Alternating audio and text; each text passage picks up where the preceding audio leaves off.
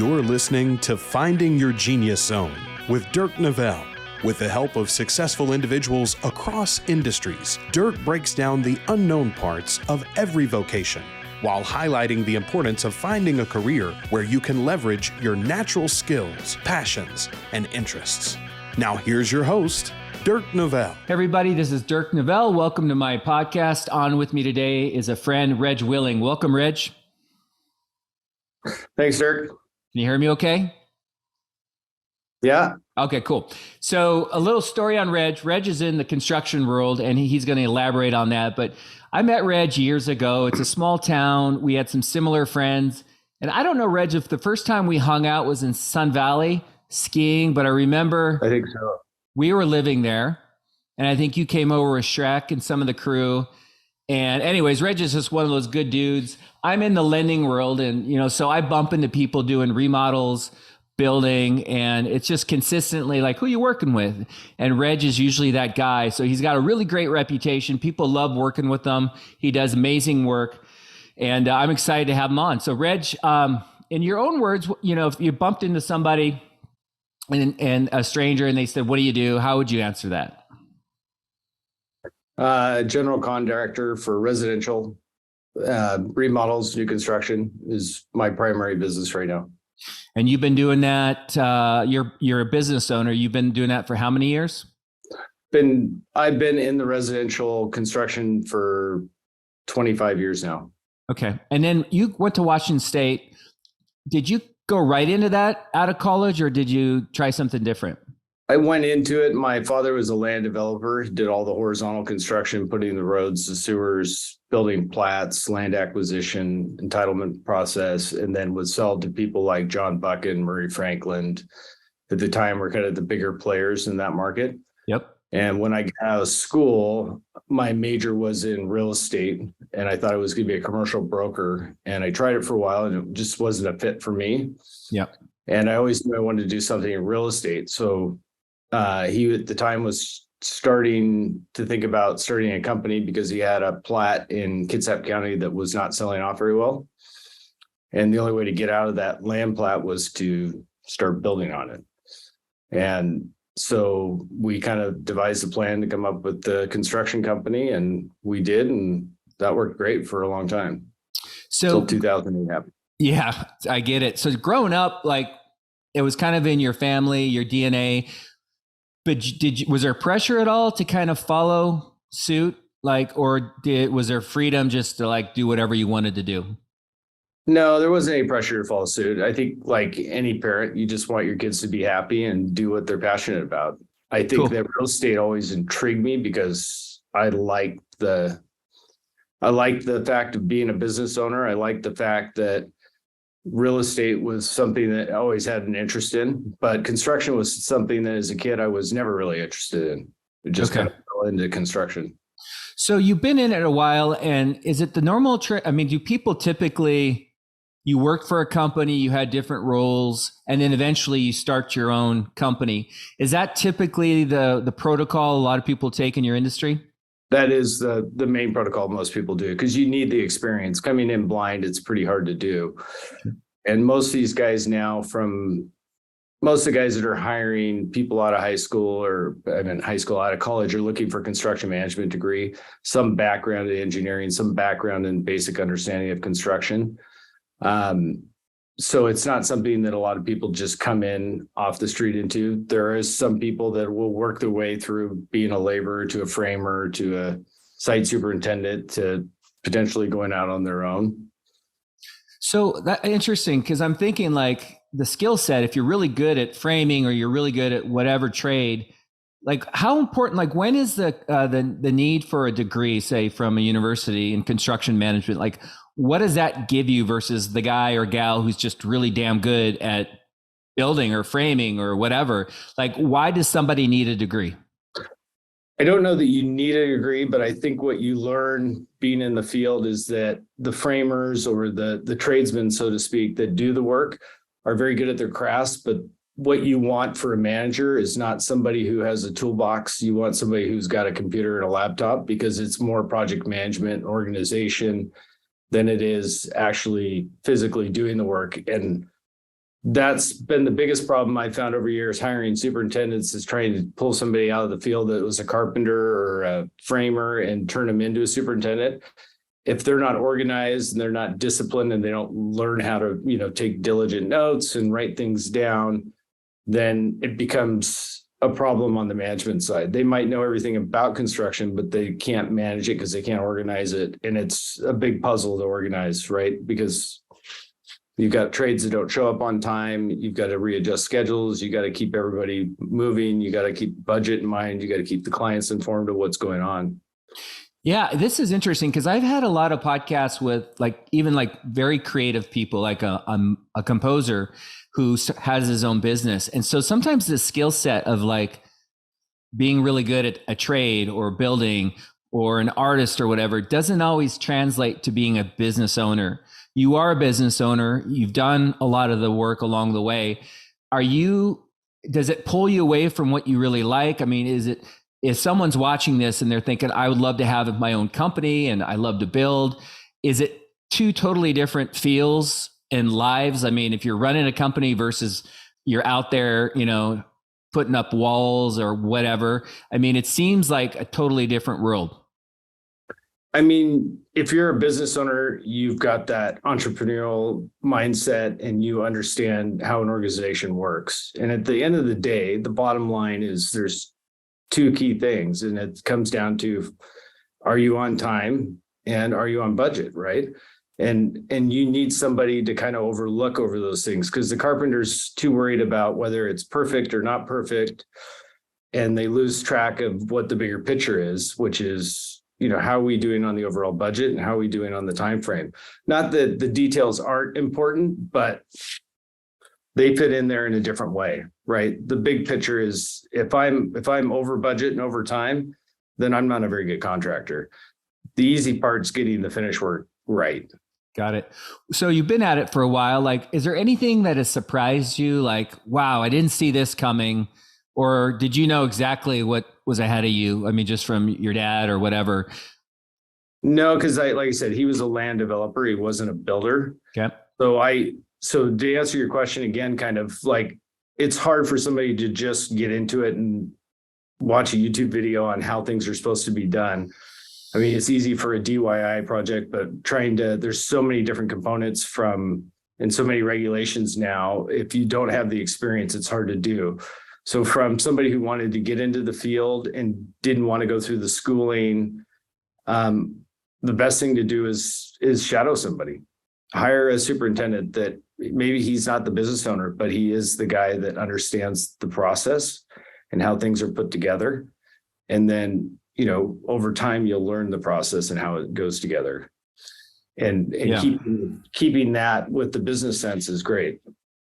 So some of these questions seem elementary, but if someone's watching this and they're interested in pursuing this, here's my experience. And I don't at all have the experience you do, but I've done some building. Yeah. It feels like people like yourself that reach a level, they're consistent enough to where they can rely on qualified, talented, credible people consistently versus one-off projects where you can't put people to work all the time, so they go off to another project. Are you in a situation to where, you do a remodel or a new construction or whatever, and you have your same crew, or do you actually have to continue finding people? We're always pricing people out and trying to keep them competitive. I think the hard thing for a homeowner is they don't know the right questions to ask. They have a plumber come over and do the job. And a lot of people say they know what they can do, and I've done tons. I'm a really good plumber. I know what I'm doing. But if you don't know the right questions to ask and you don't check the right references, which is key in anything in our industry, whenever I get a new subcontractor or I talk to a client about, trying to get a job, the best thing that people can do is ask them for a list of references from projects they did within the last 6 months to a year. Because if you just ask for references, you're going to get references of their best friend or their mother-in-law that they built a house for. If you can say, hey, who have you done the last 6 months? That's a real snapshot of what their crew currently looks like. Because maybe they had a great crew 3 years ago and then they fell apart and now they're disorganized. and they don't have the same crew they used to. But then you can call those references, say, hey, were they on time? Were they on budget? Were they clean? What things didn't you like about them? And you'd be shocked at how many people are brutally honest and love to tell horror stories or great stories about their contractors or subcontractors. So I know just from reputation, and I know you work with a lot of people I know, it seems like you wouldn't have to do that very often. It feels like, I know that you're probably constantly bidding things out to get a good deal, but like the people, I would think you work with mostly the majority of the people you work with, you know them already. Are you saying that you have to go out and sometimes find total strangers? I do. I would tell you that it's like anything. I mean, when we hit the supply issues in 2022, it was hard to get anybody to come out to your site. Everybody was so busy. There was a shortfall of labor. We do have a crew, but we're always trying to improve on our subcontractors. If I can get somebody who's more qualified that is going to give me a better price, then I don't have a problem switching. I most of the time I'll give my current plumber, let's say, hey, just so you know, I'm shopping prices. I see material costs have gone up, labor costs have gone down, but I got to stay competitive, because if I'm not competitive, then I'm not competitive as a general contractor. I don't go with the cheapest bid. I got to go with, again, it's about checking references and qualifications and making sure they understand. It's an interview process. Yeah. Yeah. No, I get it. And so again, like, maybe an elementary question, but I know you hit a sweet spot years ago with the pandemic and you started to do a lot of remodels. Mm-hmm. I know that there are people that do spec. I have friends that are in the spec world. I have friends that are in custom construction from ground up. Am I missing a flavor of construction? I mean, how many different areas? And I guess the question is, do people seem to settle in on one, or is it common for a builder just to do all of the above? No, I think I have done them all, because I started out as a tract builder. I mean, doing master plan communities, 400 lot units, where we'd have 5 different plans. You get option A, B, and C, and the process is very streamlined, to going into the custom realm and then eventually into the remodel realm. And each one of them are unique. When you have a client or a customer, there's good things and bad things about it. The communication has got to be really good. And that's the key with any contractor that's really good at what they do, is you have to communicate at all times with your clients what the budget's going, what the schedule's going like. If you leave that open line of communication, you don't have problems. What you see break down is when people don't communicate, whether somebody's going to be there that day, what time they're going to show up, when the work's going to be done. People love to be informed. And when they're not informed, contractors get an issue. They go dark. People don't know what's going on. They get upset. Then all of a sudden they get an invoice. They're surprised by it. Right. But they are two completely different animals in a sense. The tract builders, so to speak, or the spec builders, it's for profit, right? So they're trying to go and blow as fast as they can and get these houses out. They've got a huge, not with different loans out there, and they're more worried about their costs than we are. We're more worried about the quality of the work and the schedule and the communication. So it's not, when I say bid out these guys, it's not to just get a cheaper contractor. A lot of times it's, hey, how can we improve, and where are our weak links? Yeah. I'm just saying with this. Yeah. I was just thinking about the pros and cons. Like, I would think, and jump in and tell me if I'm way off, but like, if you're doing spec, then you don't have to deal with the emotional spouse or husband or wife that with change orders, or that's not happy, or what. It seems like you can kind of do your thing, which seems nice. And I guess when you're dealing with custom or remodel, there might be more opportunity to be creative, maybe even financially. It's more lucrative if you're doing a higher end home. What would you say the pros and cons to each? I mean, am I on, off? Is that accurate?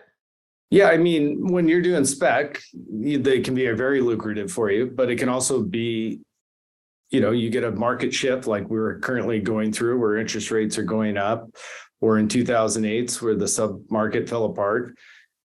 And, you've got a lot of product out there and you can take a big haircut. So there's a lot more risk in doing spec. The nice thing about the pros about doing customs is, it's a steady paycheck. You get to really get to know your clients, which is part of the fun of, doing this, because it's a very intimate process in the sense that you see the emotions from high to low to frustration to everything, right? And the other thing that's really neat about the custom industry is you get to do things different every day. It's not the same spec house with the same light fixtures and the same countertops and the same. Every project's unique. Every ask is unique. Every designer, architect is different. And so you really get to push yourself on your ability and think outside the box, which is kind of fun. So what is it for you? Like the why, everyone has something about their job. And by the way, I'm interviewing people who are really good at what they do, and you're one of them. And there's probably a reason why people come to you. But two questions, I guess, is what do you think differentiates Reg from the other folks out there? Why do they come to you? And two is, what is it about this industry you're in? Like, what does it for you? I mean, you keep coming back. You've been in it for a while. Is it just you love building things, or is it the smile, like making families happy? I mean, all of the above. What is it you love most about doing this? I think that, I guess to answer your question, the thing that I love most about it is creating something from scratch, or having an idea, or the designer having a concept and us being able to perform it, right? I mean, they don't know how it's built. They've seen this picture on Instagram, or they saw it on, House or something. They're like, we really like this. Can we figure out how to do this? And it's fun to get creative and, try to figure out a way to get them that product that they want. And it's fun to see it at the end of the day when everybody's like, oh, this turned out great. What was the other question? Sorry. Oh, I'm just curious, why Reg? Like, why? So I think what sets me apart from a lot of the other contractors is what my main philosophy is to be transparent and open. And I think a lot of contractors have closed books. I think a lot of contractors are not there are good and bad contractors out there. I think the good ones are transparent in the costs. They're transparent in what they're making. They're transparent in their schedules and their communication. I think when people aren't transparent, that's when things get weird and they go sideways. Yeah. So go ahead. Sorry, I didn't mean to cut you off.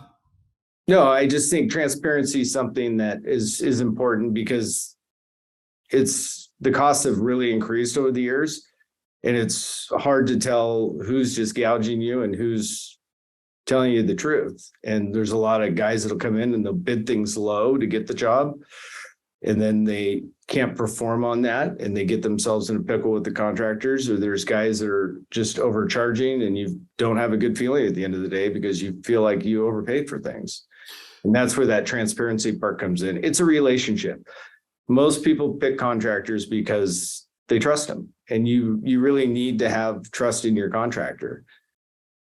Yeah, no, I feel like that, in my world of lending, I think it's similar. I mean, at least when I'm buying something or I'm paying somebody for something, I just want to know, they don't have to be the cheapest. I just want to know that they're not full of crap, and I can believe what they're saying. As far as not what you make, but the question I have is more on compensation. So if someone is interested in getting in building and they have no clue on how I get paid, I mean, is it typically a % above cost, or is it a % based off the value of the house if it's new construction, or hourly? Like, is it all of the above, or how do people structure compensation?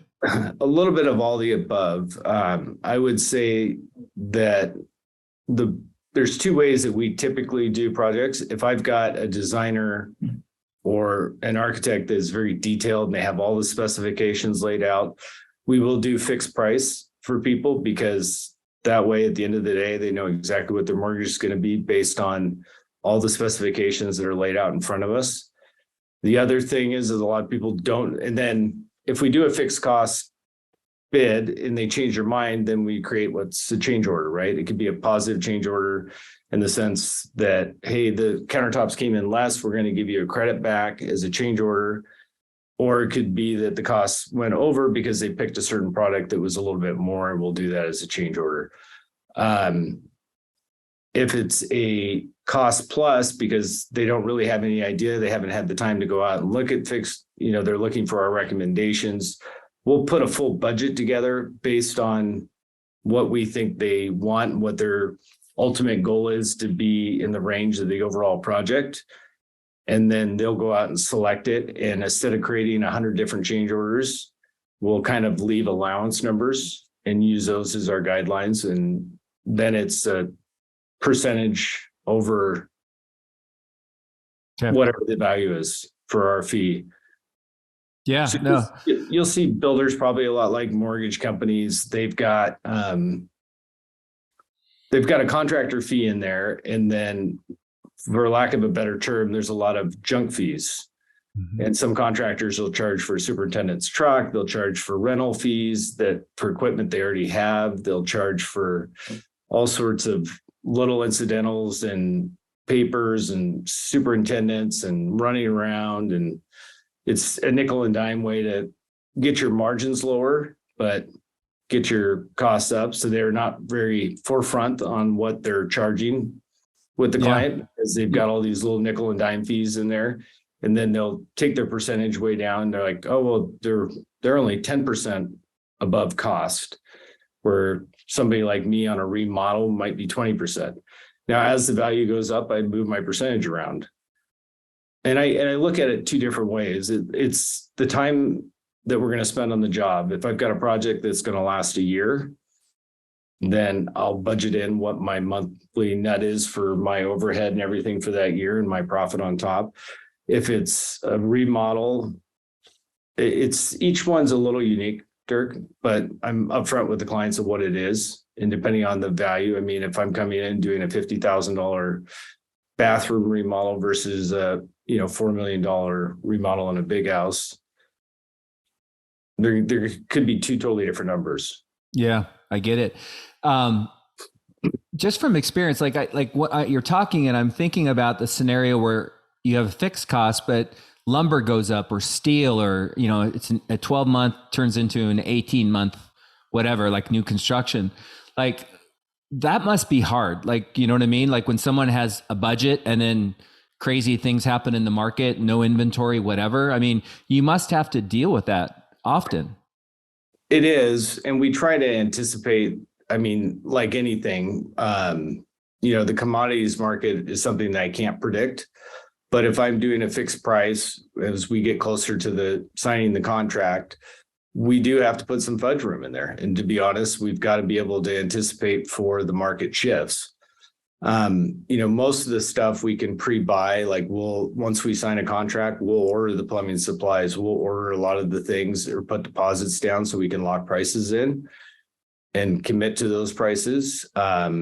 The only other thing that's usually variable when you're talking new construction is dirt, removing earthwork and stuff, because you don't know where bearing soil is going to be until you start digging. So we'll put allowances in even on a fixed cost of, hey, we figure that we're going to have to go 3 feet down. We're going to have to excavate this, and we're going to put an allowance for this many cubic feet of dirt to be removed and replaced. If we happen to hit something that's out of our control and there's a buried oil tank or there's tree roots or something like that, then we address that at the time. Okay. So I know it varies based. Oh, go ahead. Go ahead. Did I cut you off? Nope. So I know it can vary based on the project, but like if someone's like, oh, interesting, like how many projects, do you do, and do they typically last 6 months, 9 months? And again, I know it totally depends on the type of deal you're doing, but for you right now, you're heavy on remodels for probably the last 3 years, I would think. Do you have 10 clients that average 6 months, or do you just focus on one client? I mean, how many can you have at once? So we've got a small geographical area that we try to tackle, and primarily because the more we get strung out, if I'm going down to Ballard and Seattle and I'm trying to service the north end up into Edmonds and the south end down to Renton, can't do it. The guys are too spread out. It's too far between jobs. So we're located in Bellevue. We try to stay on the Greater East Side. We'll go down to about the VMAC, and then we'll go up to North Kirkland, and then we'll go over to the east side to the Plateau, the Sammamish Plateau, the Issaquah Plateau, and we'll occasionally go cross 520 to like Madrona and Madison Park, that area. But we try to stay within that radius because, to your point, if I've got a bunch of projects going on, it gets too hard to manage it. And you can't even do it in a day driving around from site to site. Yeah. So to answer your question about how many projects, it varies. So I could have a bathroom remodel on just a main bath in one house that's 5 weeks, or I could have a new construction that's 13 months. And if I have a bunch of big projects, I take fewer of them. If I have a bunch of smaller projects, I take more of them. And I can't tell you, because every month it's a different dynamic of what we've got. If it's a kitchen, a bathroom, an addition, a gut, new construction from ground up. So, I mean, a lot of your business is referral based, right? I would say, I mean, we're really not advertising. So it's primarily referral based from either designers or clients. Yes. Okay. That is a big part of my business right now. So if somebody that doesn't have your experience, your contacts, your credibility, and they're coming out, at a younger age, what do you recommend they just jump on with a builder or with a super and then just try to establish themselves? Or what are the best options for younger people breaking in? They need to learn from somebody who's seasoned and has experience. So if you want to go into this industry, I mean, sometimes plot work is the great way to start. And if you don't have an education and you're not in construction management, it's hard to get a job with some of these big companies, these national companies, because they're really looking for more business-minded people than carpenter-minded people. Okay. But or a smaller builder, even learning the ropes from a smaller builder like myself and getting in the foothold and kind of learning from the ground up. And it's a great way to get the experience and figure out if it's an industry that you like or you don't like. Yeah, totally. So I'm curious, like for you, you've got all these projects. Are these employees of yours or are they 1099? Like, do you have 50 people in your company, or do you run lean and mean and then just kind of contract out? So on the remodel side, we've got 10 full-time employees, carpenters primarily. We've got some just laborers, but primarily carpenters. So we'll self-perform, and in a remodel, our job is to come in and make sure the dust control's up, make sure the floor protection's down, make sure that the site is organized and cleaned. And then as we have our tradesmen come in, whether it's the plumber, the electrician, I don't want them opening up the walls and just, taking a hammer to a wall and say, hey, I think we're going to cut the sheetrock like this and shove it down this. We come in, we'll self-perform all the areas that need to be cut for the plumbing. We'll remove the plywood, and it makes it more beneficial for us because our subcontractors are in and out. Once they've worked with me long enough, they know that we're organized. We've got everything prepped for them, and I can get a lower price from them because if they're working for a homeowner, they're not opening anything up for them. Or some builders are just like, hey, I need the sink moved, just cut the sheetrock where you need to cut it. So our carpenters are there to shave the walls, open up everything, prep the areas for these guys so they can come in, do the plumbing, do the electrical, do the HVAC. But my guys are there also because they can shave the walls. If it's in just a small minor framing issues, we'll take care of it. If it's a bigger framing issue, I'll bring in outside help. Okay. But I do like to use probably about 80 to 90% of the guys that do our work are tradesmen, because we can get the job done faster and cheaper, because that's what those guys do every day. My guys can frame walls, but they're not as fast as the guys that frame walls every single day. And I apologize if I don't think I asked this question already, but you might have given me an answer similar to, but like, what's the hardest part about, is it winning deals, the trust? Is it making sure your crews show up on time, or what's the hardest part about being a builder that maybe someone 25 years old has no clue about? The hardest part is controlling the people that I don't have control over, which are our tradesmen. And that's why we're in a constant, always looking for a better tradesman. And when I say that, let's stick with the plumbers or the electricians, just as an example. Finding somebody that when I tell them we need them on this day, that they show up on that day, that they communicate with us if they're going to be late because they're behind on a job. That's the hardest part, because there's a lot of unprofessionalism in our world. Yep. Because you got a lot of blue collar workers that are uneducated that get into this right away, or you got a lot of immigrants that are in it, which some of them are great and awesome, but there's also a lot of bad apples in that. Yeah, I get it. And they're just not great at communication. So you're big on remodels right now. Like, in your perfect world, I mean, you and I are close in the same age. If you were to ride this out for a while, do you want to stay in this area of high-end remodel, or is your preference to go ground up? Or, I mean, I assume you probably have a preference. There's a bigger learning curve. There's pros and cons of each. And I would say for the remodel, the pros is that it's fun because you get to see things that were built from the 1900s or maybe even early 1800s. There's not a lot of those around, but you see all the different types of construction, and how to integrate that with the modern day applications is kind of fun and challenging on the remodel side. And then at the same time, new construction is fun too, because it's always fun to know that you're starting with a square plumb house and you control it from the ground up. You're not fighting issues like you are in a remodel where nothing's ever square or plumb or level or the way you want it. So you're trying to mitigate that on the remodel side. Yeah. I'm just curious, like your own home, are you super picky, selective, like crazy about, like, I don't know, do you like to build your own home, or is your own home not so important? You focus on other homes. Like, are you hard to please for where you live on your own? I think less than I used to be. We used to, when I first got into this industry, and it's a great thing to do when you're young, is to, build your own house, live in it for a couple of years, take advantage of the tax credit, up to $500,000 tax-free capital gains with two spouses. And we did that where we would, live in it for 2 years, sell it, and then build another house, live in it. It's a great way to create some wealth in a very short amount of time. But once the kids got older and started to hit the school districts, my wife was less and less excited about constantly moving houses.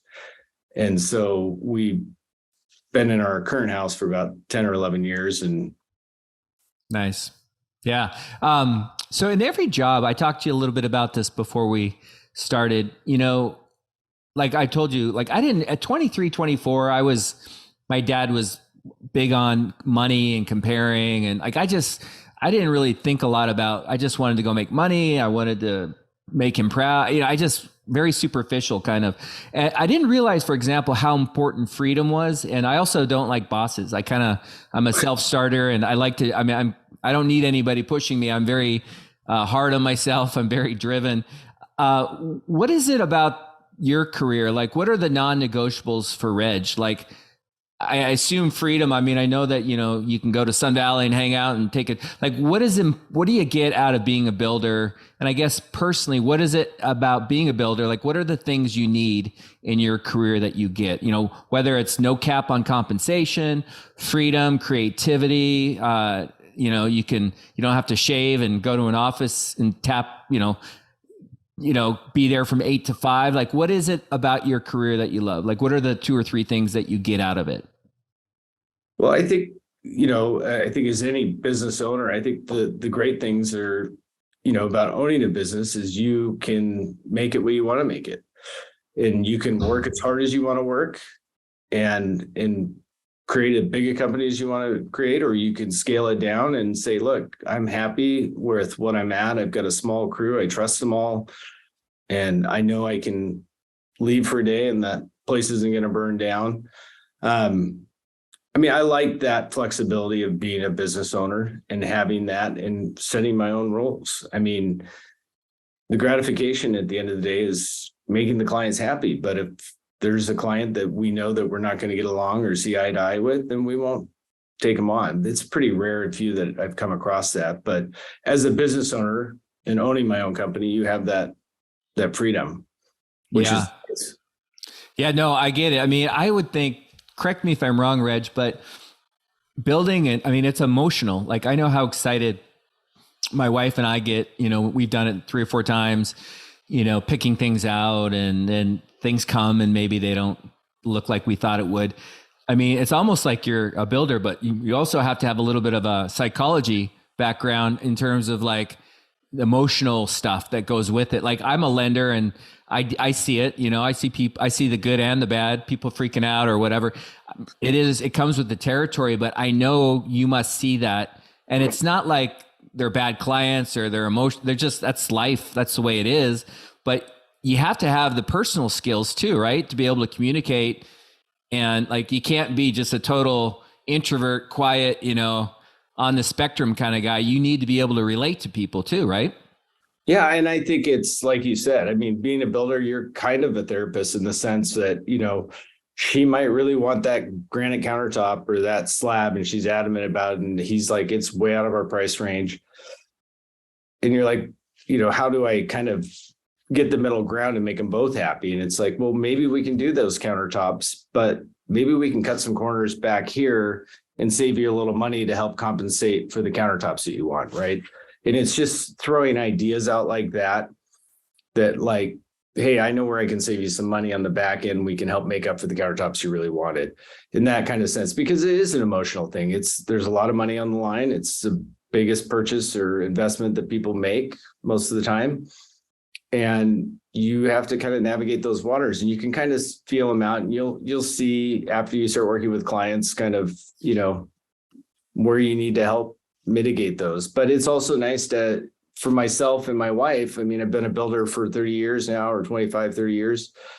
And when we go to pick something out for the bathroom, I'm like, well, I really like this style. And she's like, well, I really like this style. So we end up hiring a designer to help us out, because it's kind of that neutral ground. It's not too masculine or too feminine. And the designers are great in that aspect too, because they'll kind of bring in a new perspective. Well, how about this one? It's kind of in the middle. And you're like, yeah, I could live with that. And my wife's like, yeah, I like it. Yeah. So again, that's kind of what our job is, and whether we facilitate that conversation or we can get in there with the designers. And that's why I like working. There's design build companies, which are companies that have their own designer, and they're also a general contractor. And then a lot of times they're also their own architect. I like the collaboration of being just a general contractor. So we'll build anybody's plans. We'll work with anybody's designers. But it's fun to collaborate with a group of people, because everybody's got different ideas. And that way the client gets to pick the one they like the best, whether it was the builder's idea or the designer's idea or the architect's idea. But, like anything, the more collaboration, the more ideas that you kind of spawn. Yeah. No, I remember when I was thinking about, I remember talking to you, we live in a barn, right?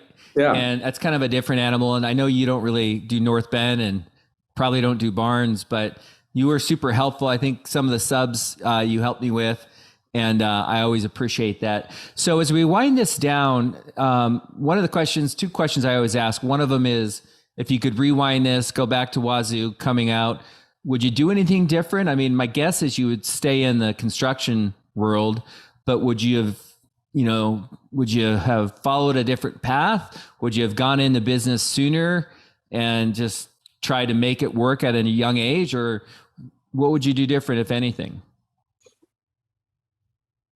I don't think I would veer from the construction industry. I really do love what I do. I love that it kind of suits me, because I'm not somebody who can sit behind a desk all day.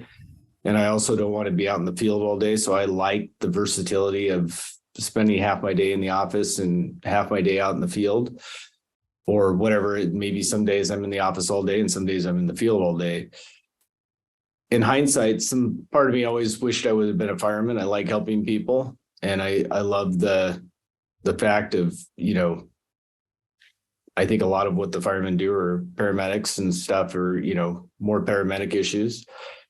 But I've seen a lot of firemen who've grown up through this industry, and they'll go into the fire at an early age. They'll go start as a fireman. You get that camaraderie of the group of the firemen. You kind of learn leadership and management experience there as far as scheduling trucks and schedules. And then they'll also, because they work one day on and 2 days off or something, they'll also get into the construction industry. And sometimes those guys are super talented because they have the organizational skills.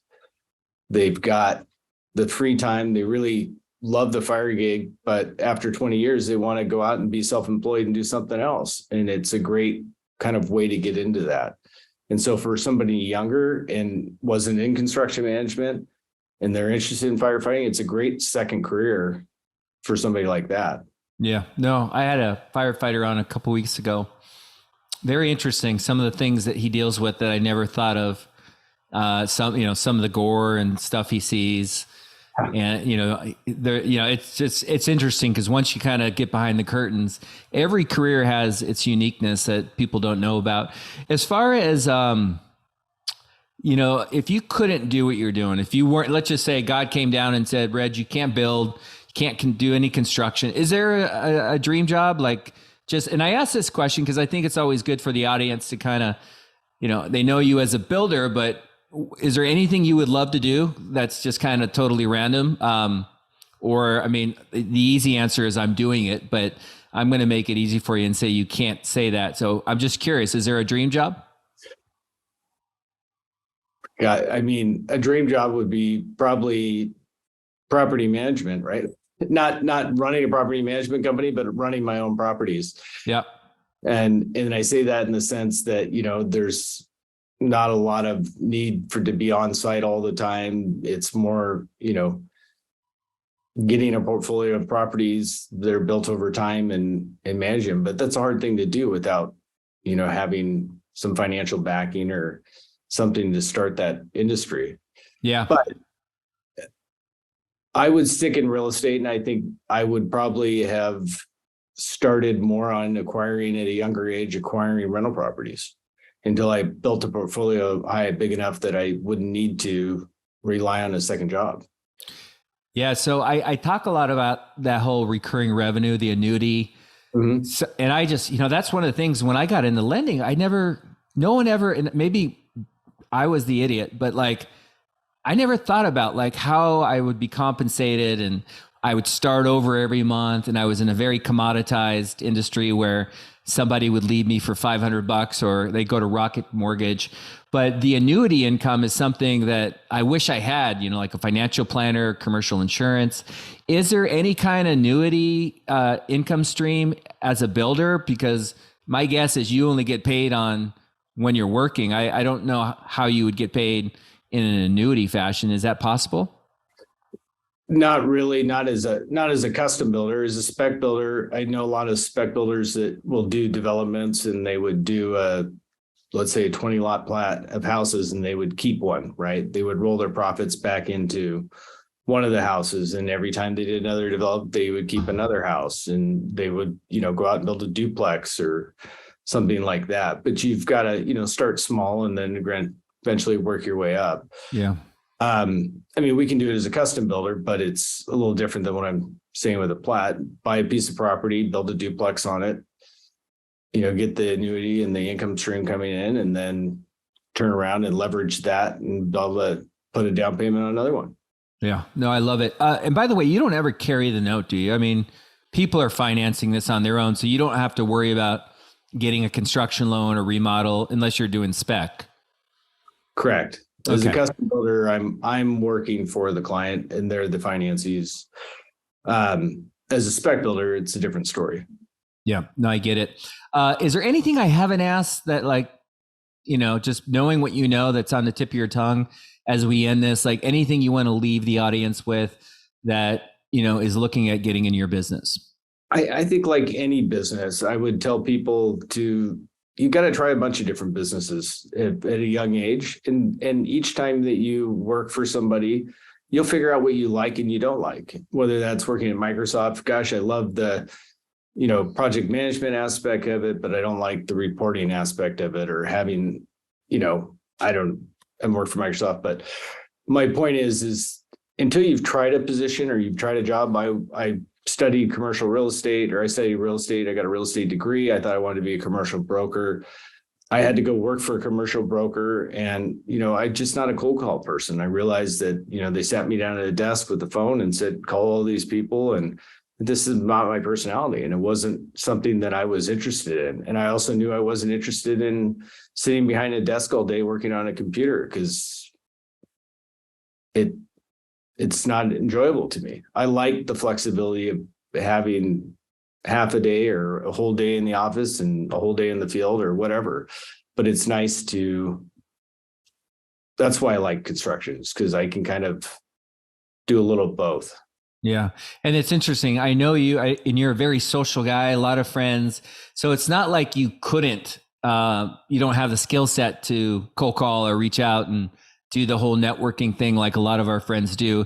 It's just that, and the reason I say this is just because you can, and that's like with this podcast, Zone of Genius, that you might be really good at it, but if it doesn't bring you joy or, energy, and you just don't like it, then, I think that's something to consider. Because I think a lot of folks get into businesses or careers that they're good at, but they don't necessarily love, and they just get tired of, one component or another. So anyway, I really do appreciate, Reg. You're a great guy. I know you're really good at what you do, and it's Friday afternoon, and I know you got a family. So I appreciate you taking the time to spend and talk a little bit about your career. I think people are going to really benefit. Well, thanks, Dirk. It's been fun. All right. Thanks so much, man. All right. See ya.